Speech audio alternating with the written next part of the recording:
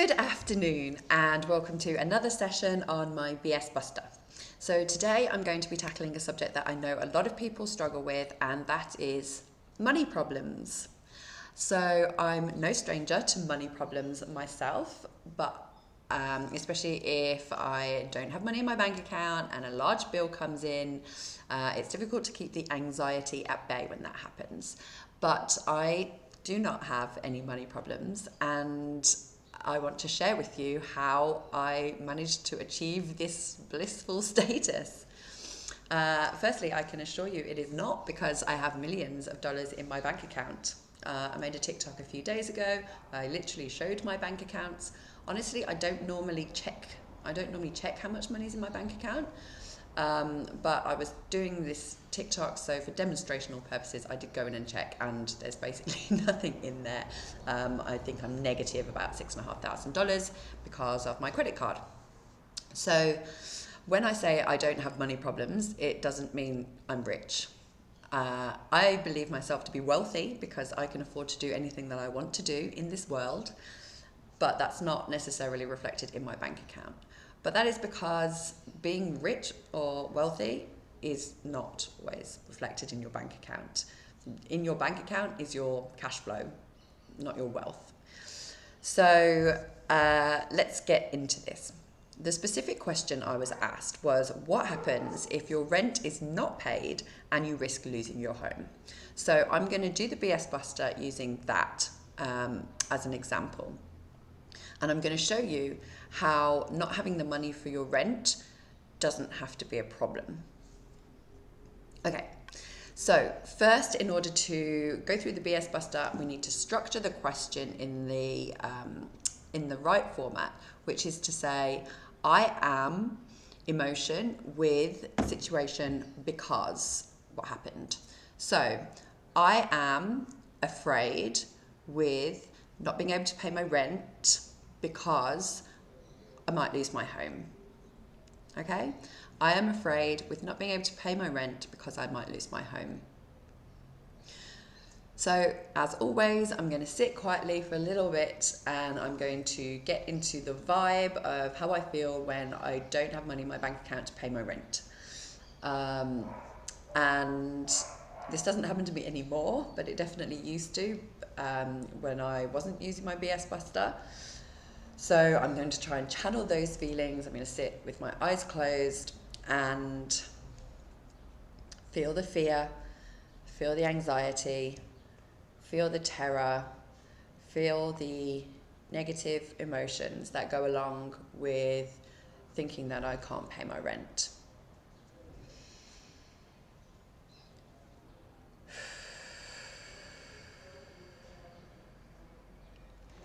So once I get into the correct headspace of fear and terror, I'm going to sit with those feelings for a little while. And it's important while you're sitting with the feelings not to try and name them. Like, you don't want to sit there and feel something come up within you and think, oh, that's fear, oh, that's terror. Because then you're negatively labeling your emotions. And emotions are not easily described with words. I mean, describe fear. You're going to say it's when you're afraid of something, or it's when your heart beats really fast. There's multiple things that happen when you're afraid, right? Like your heart beats really fast, your palms can get clammy, you can break out in sweat on your forehead, you can feel butterflies in your stomach. These are all biological responses to fear, but they're not what fear is. Words can't really convey feelings in that way. So you don't need to name your emotions. You can just sit in them and feel them. And then when you're really in that headspace with the fear and you're feeling through it, you're not trying to run away from it, you're not trying to think about something else, you're sitting with the fear, you're feeling it, you're allowing your body to react however it's going to react. And then we're going to start the process. So, first question, as always, does this story exist in reality? So I am afraid with not being able to pay my rent because I might lose my home. Does this story exist in reality? So I can see on the face of it, it does. I am afraid. I can't pay my rent. I don't have money in the bank account. I don't know where I'm going to get it from. And if I don't pay my rent, is it reality that I will lose my home? It could happen, right? You don't pay your rent for a couple of months, you get an eviction notice, and you get thrown out, right? It's definitely one possible outcome. So this story could exist in reality. So I'll move on to the second question. Does the story's existence or not in reality make it the truth? Okay, so this is where we have to dig really deep into exactly what it is that we're saying here. So what we're saying is that we are fearful because of a situation in which we can't pay our rent and we lose our home, right? But does not being able to pay your rent always lead to you losing your home? What about, for example, if you can't pay your rent right now, but next week you get some money from somewhere, you win a contest, or a distant aunt dies and leaves you a little bit of money, or you get into an accident and you get some compensation, or you get a refund that you weren't expecting to get, or multiple other things, right? What if you can pay your rent next week, so you're only a little bit late? Will you lose your home then? No. You might get a bad check mark against your name, but one bad check mark is not really going to have any effect on anything. There are other examples too. Maybe you can't pay your rent right now with money that's in your bank account, but maybe you have cash stashed somewhere else that you forgot about. That actually did used to happen to me when I owned a restaurant, and a lot of people used to pay in cash. So I used to actually find cash lying around. Those were fun days. But I get this doesn't happen for everybody, and not if you don't own a restaurant. But there are other ways that money can come into your experience, and that rent money can come. So we're going to concede that the story's existence is one instance of what is possible, but is not the full-blown 100% truth. I don't pay my rent, I lose my home. That is not 100% true. It is one possibility of hundreds of possibilities. So we'll move on to the next question, which is, did you create that story? So, did I create the story that I'm afraid? Well, yes, but I have feelings that I associate with fear, so it's true, it's in reality, it's true. And did I create the story that not paying my rent will mean I lose my home? Well, yes, I did, because it's just one possibility, one story that I could be telling myself. And also, the fear about not being able to pay my rent, is that 100% true? Is it definitely true that I can't pay my rent just because I don't have the money in my bank account now? No. I could be telling myself, I don't have money for rent in my bank account, but I know it's going to be fine because the money will come to me. That's another story you could be telling yourself. So I accept responsibility for creating this story and holding on to this one story that I can't pay my rent, and that means I'm going to lose my home. The fourth question is, when you put yourself in the story, how do you feel? So we went through the feelings at the beginning of the exercise. We felt our feelings, and I associated this story with feelings of fear and terror and anxiety. And so when I put myself in this story, that is exactly how I feel. I feel afraid and fearful and anxious. It doesn't feel good. I have money problems. And the fifth question is, if the story did not exist, what possibilities could you create?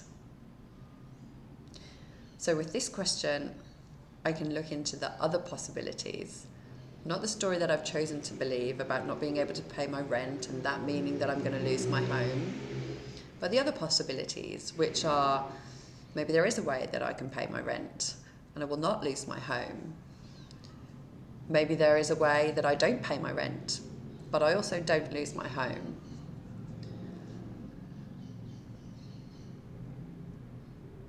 There are so many possible answers.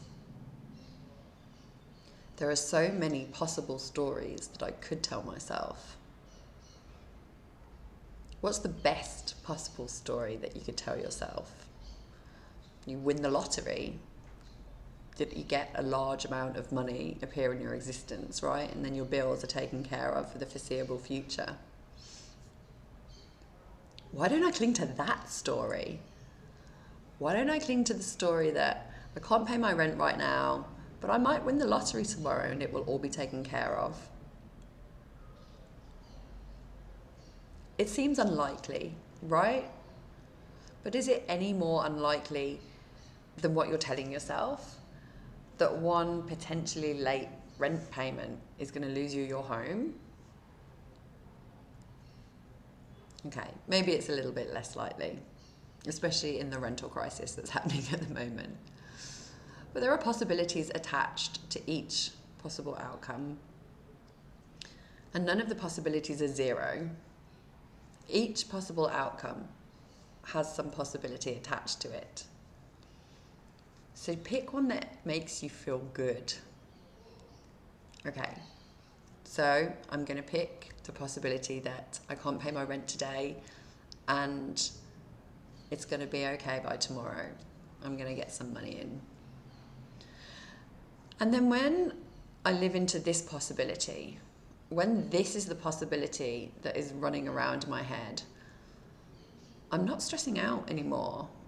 I'm not anxious about the fact I can't pay my rent.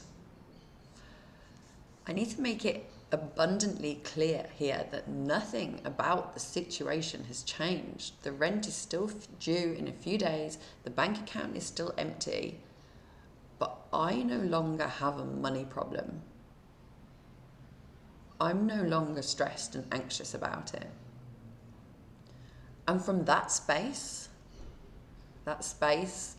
of not being anxious or stressed, I can sit with the challenge, if I want, and create a way of making money. I create the possibility that I'm going to start an online business and I'm going to make enough to pay my rent in the next few days. I'm creating the possibility that a brand reaches out to me on TikTok and says, do you want to do a sponsored collab? I'm going to pay you the exact amount that you need for your rent. I speak to my intuition because I have a few hours free. My intuition says, I think you should write a book. Write a book about your experiences. So I write it and I put it up for sale and it sells really well and I make enough money to pay my rent. Having money and having money problems are two completely separate things. You can have no money and have no money problems. You can also have loads of money and loads of money problems. Having loads of money does not mean that you have no money problems. You have no money problems is it all in here and within your control. Having no money, well, it's partly external, but that's partly in here too. Because when you tell yourself you have no money, it doesn't always mean you have no money.